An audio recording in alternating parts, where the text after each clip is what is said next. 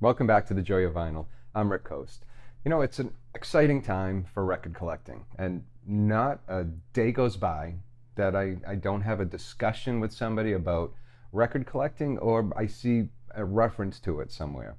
Records are back, and they're back in a pretty big way.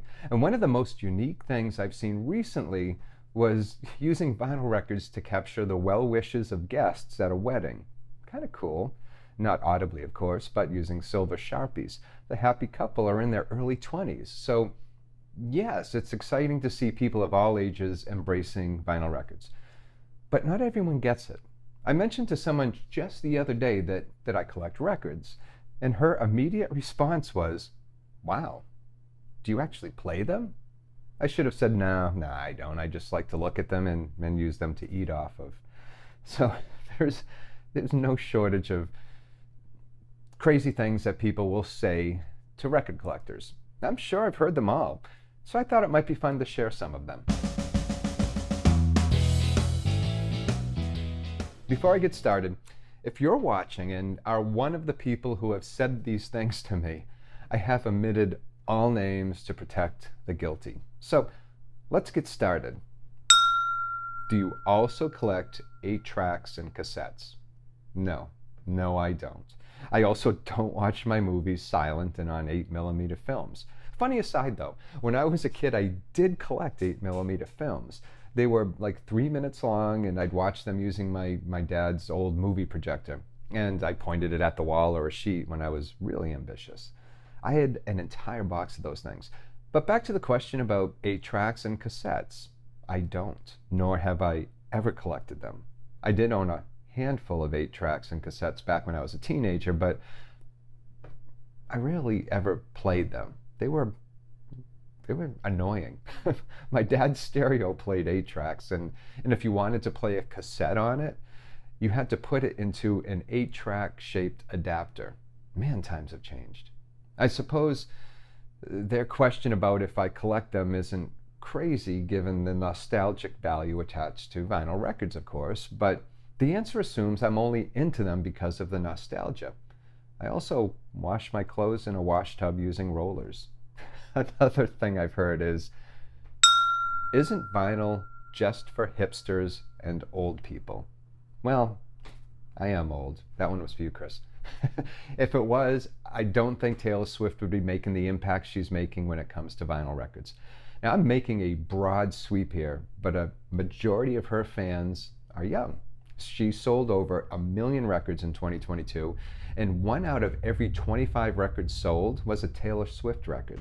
In 2022 alone, 41 million new vinyl records were sold. And that's not taking into account used record sales either in the stores or through Discogs.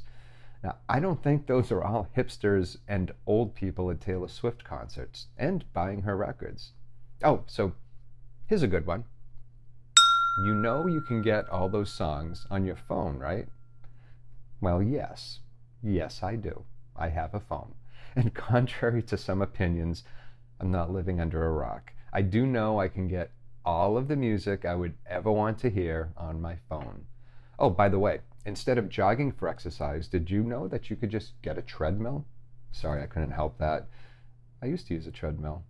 Anyway, closely associated with this last comment is this one.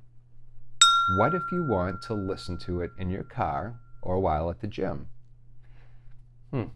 I think the person who asked me this question assumed I was a Luddite and was averse to all things technical. My day job is in technology, and I also know how to write code. If I want to listen to music, even music I own on vinyl while I'm away from home, I pull it up on Amazon Music. Do I prefer to listen to music that way? No. But when I'm running, taking a walk, or in my car, streaming gets my attention. I also subscribe to a stupid amount of streaming services. If I canceled a few of these subscriptions, I could buy more vinyl, or maybe some new tubes. Wow, that would be nice. Well, here's another one. You must have a lot of free time to sit around flipping records. Now, I don't know or remember if this person said this to me sarcastically or maybe out of envy, but I have about as much free time as anyone else, which is probably to say not as much as I'd like. I mean, I still work 8 hours a day. I spend time with my wife, Mandy. I mow the lawn. I make dinner. I watch our favorite shows together, or we watch our favorite shows together on TV. And I also make videos for this channel, as well as the science education podcast that I write and produce. But I also find time to listen to my records. Most every day, unless we have plans, it's how I unwind at the end of the day, and I look forward to it. It's like asking someone who goes fishing or likes to sew where they find the time to cast their line or thread their needle. And this was once followed up with this comment. Wouldn't it be better to spend your money on a hobby? In hindsight, I guess that person was being sarcastic. I don't think it ever occurred to them that collecting vinyl records is a hobby. It's not like I'm being paid to sit and obsess over sound. Although, how cool would that be? So if anybody watching wants to pay me to listen to vinyl records all day, just tell me where to send my resume, please. Do we have time for one more? Okay, one more. Give me a second. Oh yeah, here's one. Aren't they noisy? Wholly priceless collection of vinyl records. Why, yes. Yes, they can be. That's if you aren't careful when buying a used record or taking care of them. By taking care of them, I mean cleaning them and also handling them properly and storing them in the right way. If you do all of that when the music is playing, you shouldn't know the difference. Well, that's not true.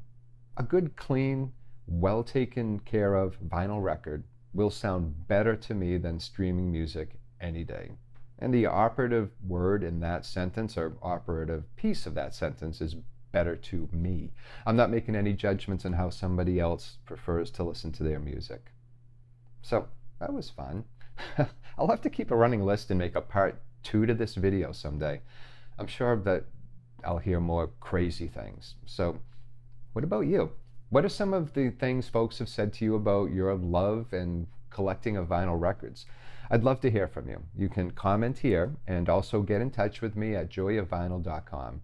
Also, subscribe to the show so you'll know when there are new episodes coming out.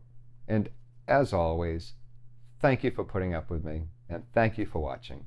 And until next time, please take care of yourself and enjoy your records.